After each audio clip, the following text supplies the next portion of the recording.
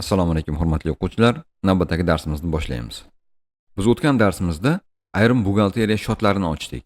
Ular bilan tanishdik va ular bilan bog'liq o'tkazmalarni ko'rdik. Bugungi darsimiz o'tgan darsimizning amaliy qismi hisoblanadi. Ya'ni va bugungi darsimizda buxgalteriya shotlari bilan ishlashda davom etamiz. Darsimizni savol-javob ko'rinishida boshlaymiz. Hozircha savolni ham, sizning nomingizdan javobni ham o'zim beraman.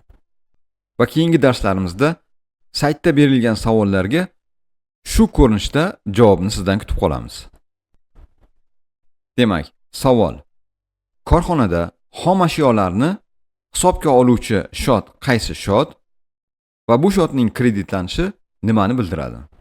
Javob: korxonada xom ashyolarni hisobga oluvchi shotlar bu 10 va 10-shotlar. Ya'ni xom ashyo va materiallarni hisobga oluvchi shotlar hisoblanadi. 10 va 10-shot bu aktiv shot hisoblanadi va bu shotning kreditlanishi xom ashyoning chiqib ketishini bildiradi. Chunki aktivning kreditlanishi aktivning kamayishini bildiradi. Demak, 10 va 10 shotning kreditlanishi xom ashyoning chiqib ketishini bildirar ekan. Keyingi savol: 60 va 10-shot qanday shot va bu shotning debitlanishi va kreditlanishi nimani bildiradi? Javob: 60 va 10-shot bu mol yetkazib beruvchilar oldidagi qarzimizni hisobini yurituvchi shot hisoblanadi. 60 va 10-shot bu passiv shot. 60 va 10-shotning kreditlanishi korxonada majburiyatning yuzaga kelganligini bildiradi. Va 60 va 10-shotning debitlanishi shu majburiyatning kamayganligini bildiradi. Navbatdagi savol: korxonada tovar kirib kelganda qaysi shotda tovarlarning hisobini olib boramiz va bu shotda qanday jarayon bo'ladi? Javob: 29 va 10-shot korxonada tovarlarning hisobini yurituvchi shot hisoblanadi va bu shot aktiv shot hisoblanadi. Korxonada tovar kirib kelganda 29 va 10-shotni debetlaymiz, chunki aktivning ko'payishi debetda bo'ladi. Navbatdagi savol: korxonaning bank hisob raqamidan pul chiqqanda pulni hisobini yurituvchi shotda qanday jarayon bo'ladi? Javob: 51 va 10-shot korxonaning bankdagi hisob raqamidagi pullarni hisobini yurituvchi shot hisoblanadi. Bu shot aktiv shot va bu shotning kreditlanishi korxonaning bankdagi hisob raqamidan pulning chiqib ketishini bildiradi. Keyingi savol: 43 va 10-shot qanday shot va bu shotning debitlanishi nimani bildiradi? Kreditlanishi nimani bildiradi? Javob: 43 va 10-shot bu mol yetkazib beruvchilarga berilgan bonaklarning hisobini yurituvchi shot hisoblanadi. Ya'ni mol yetkazib beruvchilarga oldindan to'langan to'lovning hisobini yurituvchi shot. Bu aktiv shot hisoblanadi. 43 va 10-shotning debitlanishi biz bonak o'tkazib berganimizni bildiradi. Bu shotning kreditlanishi bonaklar hisobdan chiqarilganligini bildiradi. Keyingi savol: 63 va 10-shot qanday shot va bu shotning kreditlanishi nimani bildiradi? 63 va 10-shot bu xaridorlardan olingan bonaklarni hisobini yurituvchi shot hisoblanadi. Ya'ni xaridorlar bizning korxonamizga oldindan biz sotadigan tovarlar uchun o'tkazib bergan pullarni hisobini yurituvchi shot hisoblanadi. Bu passiv shot. Bu shotning kreditlanishi bizga bonak o'tkazganligini bildiradi. Demak, 43 va 10-shotimiz bor ekan, 63 va 10-shotimiz bor ekan. 43 va 10-shot bu ikkala shot ham avanslarning hisobini yurituvchi shot ekan. Faqat 43 va 10-shot bu chiquvchi avans, ya'ni biz o'tkazib berganmiz oldindan pulni. 63 va 10-shot bu kiruvchi avans, ya'ni bizga kirib kelgan avanslarning hisobini yurituvchi shotlar ekan. 43 va 10-shot aktiv, 63 va 10-shot bu passiv shot hisoblanadi. Keyingi savol: 46 va 10-shot qanday shot va bu shotning debitlanishi va kreditlanishi nimani bildiradi? Javob: 46 va 10-shot bu ta'sischilarning korxona oldidagi qarzlarni hisobini yurituvchi shot hisoblanadi. Bu aktiv shot. Bu shotning debitlanishi korxona ta'sischisining korxona oldidagi qarzi borligini bildiradi. Bu shotning kreditlanishi korxona ta'sischisining korxona oldidagi qarzi kamayganligini bildiradi. Keyingi savol. 83-30 shot qanday shot? Javob. 83-30 shot korxonada ustav kapitalni hisobini yurituvchi shot hisoblanadi. Bu passiv shot hisoblanadi va passiv shotlar tarkibidagi kapitalni hisobini yurituvchi shotlar tarkibida turadi. 83-30 shotda kreditda sarmoyaning miqdori ko'rsatiladi, ya'ni ustavning miqdori ko'rsatiladi. Bu shotning debitida sarmoyaning miqdori kamayishini ko'rsatiladi. Demak, 83-30 ning kreditida sarmoya miqdori ko'payadi, debitida sarmoyaning miqdori kamayar ekan. Biz keyingi darslarimizda yangi shotlarni ochib boramiz va har bir yangi ochilgan shotni shu ko'rinishida tahlil qilib berishingiz kerak bo'ladi. Hozircha o'tgan darsimizda tanishgan shotlarimizni konspekt daftaringizga tushirishingizni va bu shotlarning mohiyatini yaxshilab tushunib olgan bo'lishingiz kerak. Endi shotlardagi harakatlar bilan tanishishdan oldin shotlardagi qoldiqlar qanday aks ettiriladi? Shu bilan qisqagina tanishib ketamiz. Bizga misol berilgan va misolimizda qoldiqlar ko'rsatilgan. Demak, korxonamizda pulning qoldig'i 5 million so'm, xomashyoning qoldig'i 15 million so'm, mol yetkazib beruvchilardan qarzning qoldig'i 10 million so'm va xaridorlardan olingan bo'nak 6 million so'mni tashkil etar ekan. Biz bu qoldiqlarni o'zining tegishli shotlariga qo'yib chiqishimiz kerak. Buning uchun tegishli shotlarimizni ochib olamiz. 51-10 shot. Bu korxonada pulning hisobini yurituvchi shot. Keyingisi 10-10 shot. Bu korxonada xom ashyolarning hisobini yurituvchi shot. Keyingisi 60-10 shot. Bu korxonada mol yetkazib beruvchilar oldidagi qarzlarning hisobini yurituvchi shot. Va keyingisi 63-10 shot. Bu xaridorlardan olingan bo'naklarning hisobini yurituvchi shot hisoblanadi. Demak, birinchisi pulning qoldig'ini qo'yishimiz kerak. 51-10 shot korxonaning bankdagi hisob raqamini yurituvchi shot hisoblanadi. Bu aktiv shot. Aktiv shotlarimizning qoldig'i debit tomonida qo'yiladi degan edik. Demak, pulning qoldig'ini biz debit tomonida qo'yamiz. Keyingisi xom ashyoning qoldig'ini qo'yishimiz kerak. Xom ashyoni hisobini yurituvchi shot bu 10-10 shot hisoblanadi. Bu ham aktiv shot, chunki bu ikkalasi ham mulk hisoblanadi. Demak, 10-10 shotda qoldiqni debit tomonida ko'rsatamiz. Keyingisi mol yetkazib beruvchilar oldidagi qarzni hisobini yurituvchi shot. Bizni mol yetkazib beruvchilar oldida 10 million so'm qarzimiz bor ekan. Bu shot passiv shot hisoblanadi va passiv shotning qoldig'i kredit tomonida aks ettiriladi. 60-10 shotning kredit tomonida qo'yamiz. Demak, keyingisi xaridorlardan olingan bo'naklar. 6 million so'm qoldig'imiz bor ekan. 63-10 shot bu xaridorlardan olingan bo'naklarning hisobini yurituvchi shot, ya'ni kiruvchi avans. Bu passiv shot va buning qoldig'i bizda kredit tomonida qo'yiladi. Sizga shu kabi misollar beriladi. Siz shotning aktiv, passiv, kontraaktiv yoki kontrpassivligiga qarab qoldiqlarni to'g'ri joylashtirishingiz kerak bo'ladi.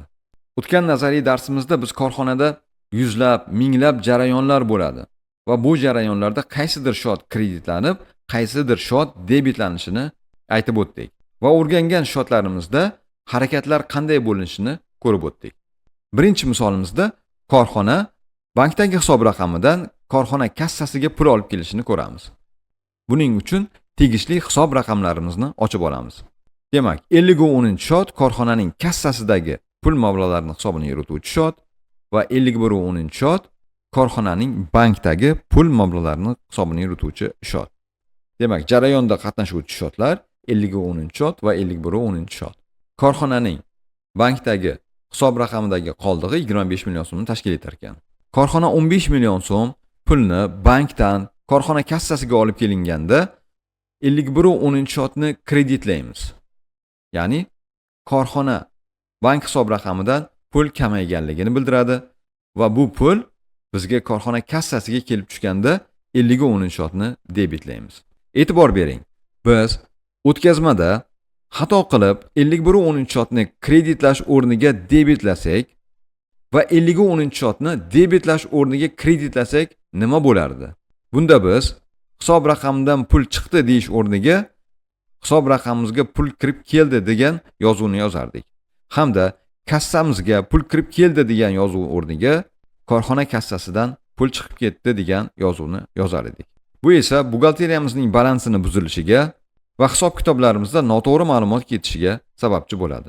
Demak, buxgalteriya shotlarining mohiyatini to'g'ri bilishimiz kerak va o'tkazadigan o'tkazmalarni to'g'ri amalga oshirishimiz kerak ekan. Qoldiqlarni qo'yib olamiz. Demak, korxonaning bankdagi hisob raqamidan korxona kassasiga pul olib kelinganda debitda 50 shot va kreditda 51 shot bo'lar ekan. Keyingi o'tkazmamizda korxona xomashyo xarid qildi. Demak, biz tovar olamizmi, xizmat olamizmi, ish olamizmi, nima olishimizdan qat'iy nazar xarid qilganimizda qarzdorlikni tan olamiz. Biz oldindan pul o'tkazib qo'ygan bo'lishimiz mumkin, ya'ni bunak bergan bo'lishimiz mumkin. Shunda ham olganimizda qarzdorlikni tan olamiz. Demak, misolimizda biz xomashyo xarid qilyapmiz. Jarayonda qatnashuvchi tegishli shotlarni ochib olamiz. Xomashyo xarid qilganimizda 10 shotni ochamiz. Bu korxonadagi xomashyo materiallarning hisobini yurituvchi shot va 60 shotni ochamiz. Bu mol yetkazib beruvchilar oldidagi qarzimizni hisobini yurituvchi shot. 5 million so'mlik xomashyo xarid qilganimizda bizning qarzimiz yuzaga keldi deymiz. Ya'ni 60 shotni kreditlaymiz va 10 shotni debitlaymiz. E'tibor bering, agar bunda provodkani noto'g'ri bergan bo'lsak nima bo'lardi? Ya'ni 60 shotni kreditlash o'rniga debitlab qo'ysak va 10 shotni debitlash o'rniga kreditlab qo'ysak nima bo'lardi? Bunda xomashyo uchun bizning majburiyatimiz yuzaga keldi deyish o'rniga bizning majburiyatimiz kamaydi deb yozgan bo'lardik. Hamda xomashyo kirib keldi deb yozish o'rniga bizdan xomashyo chiqib ketdi deb yozib qo'ygan bo'lardik. Bu esa buxgalteriya balansida noto'g'ri ma'lumotlar kirib kelganligini va buxgalteriya balansimizning buzilishiga sabab bo'ladi.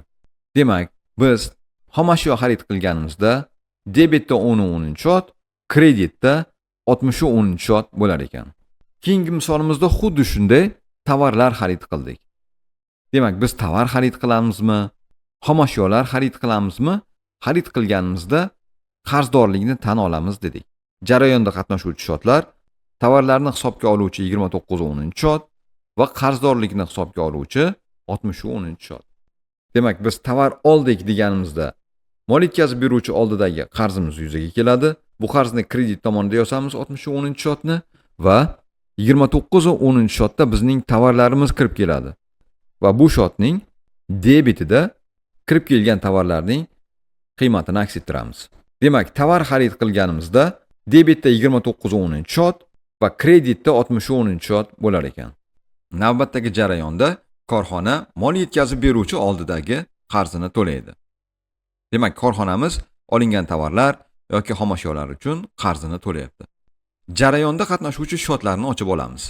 Bular mol yetkazib beruvchi oldidagi qarzlarni hisobga oluvchi shot va bankdagi pullarimizni hisobga oluvchi shot. Mol yetkazib beruvchi oldidagi qarz to'langanda harakat qanday boshlanadi? Harakat bankimizdagi hisob raqamdan boshlanadi.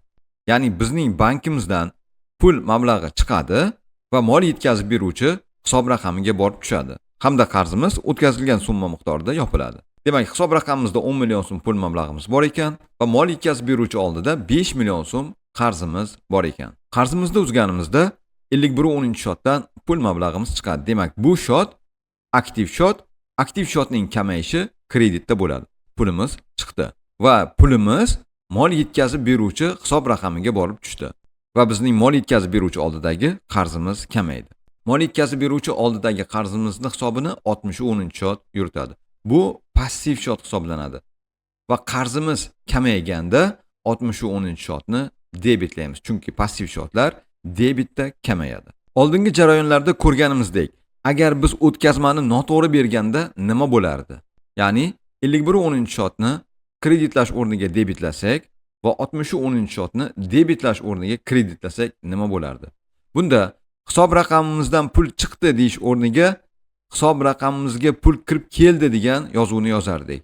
Hamda mol yetkazib beruvchi oldidagi qarzimiz uzildi deyish o'rniga mol yetkazib beruvchi oldida qarzimiz yana paydo bo'ldi deb yozib qo'yardik. Ya'ni qarzimizni ko'paytirib qo'yardik. Bu bizning hisobimizda noto'g'ri ma'lumotlar ketishini hamda balansimizni buzilishiga olib keladi.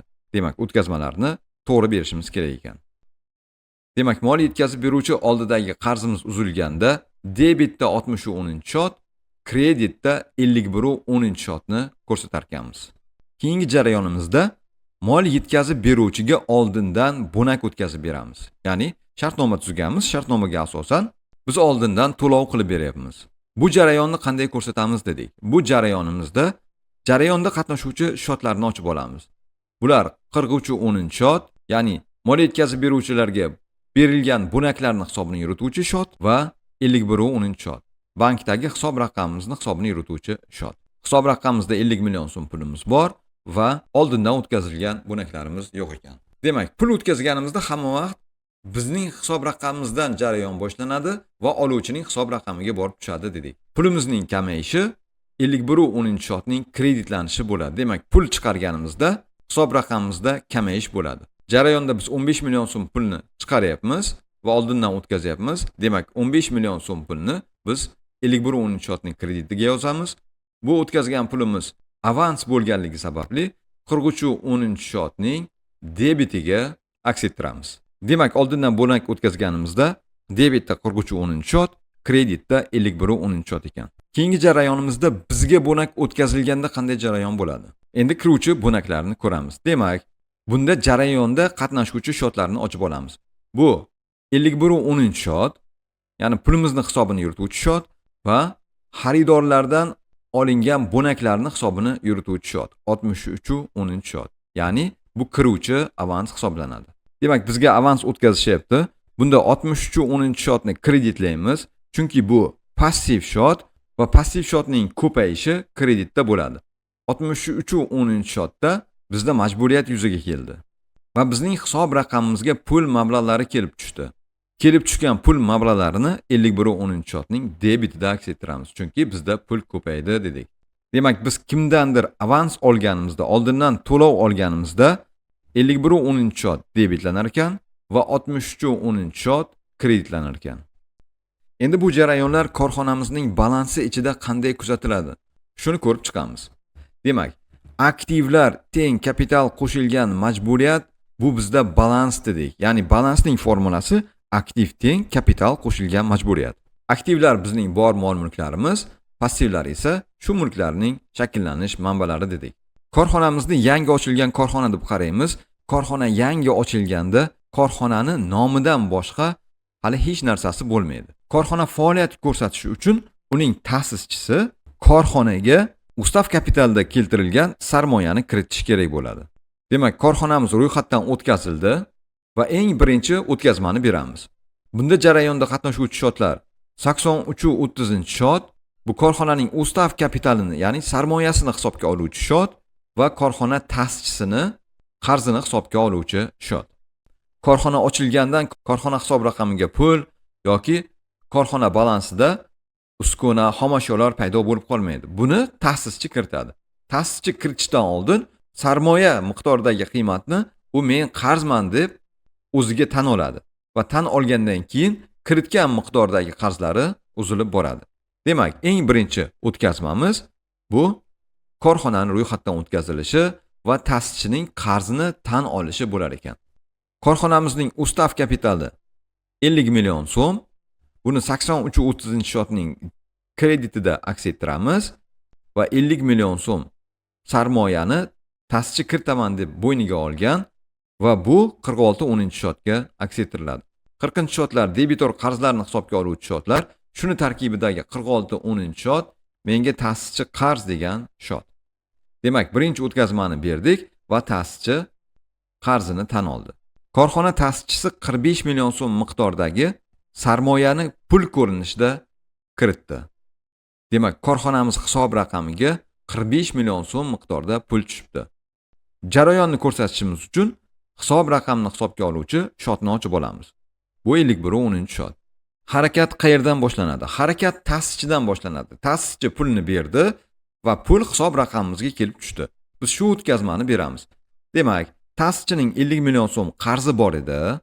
Qarzini berganda bu qarz kamayadi va kamaygan miqdordagi qarzni biz kredit tomonda aks ettiramiz. Demak, 45 million so'mlik qarzi kamaydi. Va 45 million so'm miqdordagi aktiv pul bo'lganligi uchun biz buni 51.10 shotda aks ettiramiz. Chunki 51.10 shotlarda faqat pulning hisobi yuritiladi. 51,10 shotimiz aktiv shot va bu debit tomonida qo'yiladi. Demak, ikkinchi jarayonda korxona ta'sischisi korxonaga pul kiritdi. Demak, keyingi jarayonda korxona ishlashi uchun xom ashyo xarid qildi. Demak, biz bu o'tkazma bilan tanishdik. Biz korxonada tovar olamizmi, xom ashyo olamizmi, olgan vaqtimizda majburiyatni tan olamiz dedik. Demak, mol yetkazib beruvchilar oldidagi qarzimizni hisobga oluvchi shot bu 60-10 shot dedik. Oldin shotlarni ochib olamiz. Demak, majburiyatimizni hisobga oluvchi shotni ochdik. Bizga xom ashyo kirib kelyaptimi? Demak, xom ashyoni hisobga oluvchi shotni ochamiz. Xom ashyolarni hisobga oluvchi shot bu 10-10 shot. Biz xom ashyo olganimizda qarzdorlikni tan olamiz. Chunki xom ashyoni kimdandir bora olamiz, olgan vaqtimizda qarz bo'lamiz. Va qarzimizni 60-10 shotning kredit tomonida yozamiz. Ya'ni bizda majburiyat paydo bo'ldi deb yozamiz. Va majburiyat evaziga bizga nima keldi? Majburiyat evaziga bizga xom ashyo keldi. Va kelgan xom ashyoni 10-10 shotning debit tomoniga yozamiz. 10-10 shot bu aktiv shot, xom ashyoni hisobga oluvchi shot. Buning ko'payishi debit tomonida bo'ladi. Ya'ni har qanday mulkning ko'payishi aktivning debit tomonida yoziladi. Demak, bizda 3-jarayon bo'ldi. Keyingi jarayonda korxona olingan xom ashyo uchun qarzini to'laydi. Demak, bizning qarzimiz qayerda turibdi deganda, biz majburiyatga qaraymiz. Qarzimiz mol yetkazib beruvchi oldida bor ekan. Uning miqdori 30 million so'm ekan. Biz qarzimizni nima bilan to'laymiz? Qarzimizni albatta pul bilan to'laymiz. Demak, jarayonda qatnashuvchi shotlar bu qarzimizni hisobga oluvchi shot va pulimizni hisobga oluvchi shot ekan. Harakat qanday boshlanadi? Harakat biz hisob raqamimizdan pul chiqaramiz va chiqargan pulimiz mol yetkazib beruvchi oldidagi qarzimizni uzadi. Demak, hisob raqamimizdan pul chiqarganimizda nima bo'ladi? Hisob raqamimizdan pul kamayadi. Pulning kamayishi bizda kreditda yoziladi. Biz 30 million so'm qarzimiz bor, 30 million so'mlik qarzimizni uzyapmiz. 30 million so'mni kreditlaymiz va chiqargan pulimiz mol yetkazib beruvchi oldidagi qarzni uzganligi sababli buni biz 60-10 shotni debit tomonida aks ettiramiz.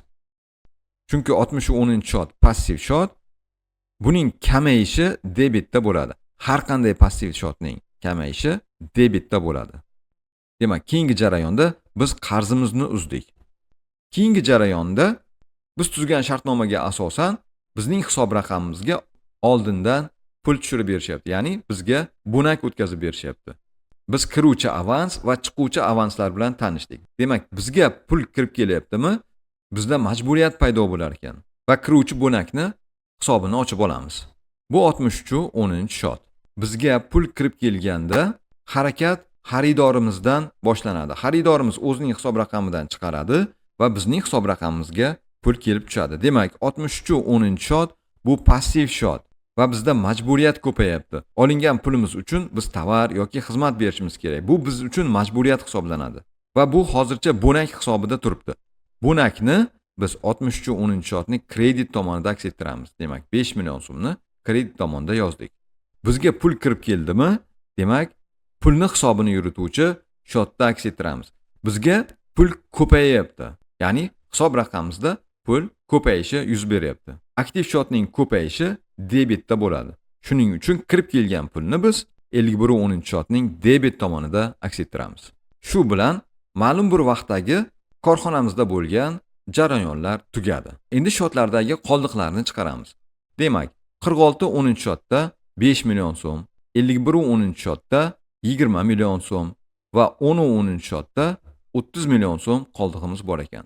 Jami mol-mulklarimizning qiymati 55 million so'mni tashkil etadi. Ya'ni jami aktivlarimizning qiymati 55 million so'mni tashkil etadi. Xo'p, balansimizdagi aktivlarni o'qiymiz. Bizda nima bor? Bizda ta'sischining 5 million so'mlik qarzi bor. Hisob raqamimizda 20 million so'm pulimiz bor va 30 million so'mlik xom ashyolarimiz bor. Demak, barcha mol-mulkimizning qiymati 55 million so'm ekan. Endi passiv shotlarimizning qoldiqlarini chiqarib olamiz. Kapitalimizning qoldig'i 50 million so'm. Mol yetkazib beruvchi oldidagi qarzimiz mavjud emas ekan, 0 ekan va olingan bonaklar uchun bizda 5 million so'm qarz bor ekan. Demak, 50 million so'mlik kapital va 5 million so'mlik majburiyatlarimiz bor ekan. Jami passivlarimizning qiymati 55 million so'mni tashkil etadi.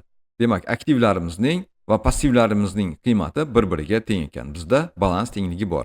Xo'p, 55 million so'mlik mol mulkimiz nimani hisobidan shakllandi deganda, 55 million so'mlik mol mulkimiz 50 million so'mlik kapitalimiz, ya'ni o'z mablag'larimiz hisobidan va 5 million so'mlik majburiyat hisobidan shakllangan ekan.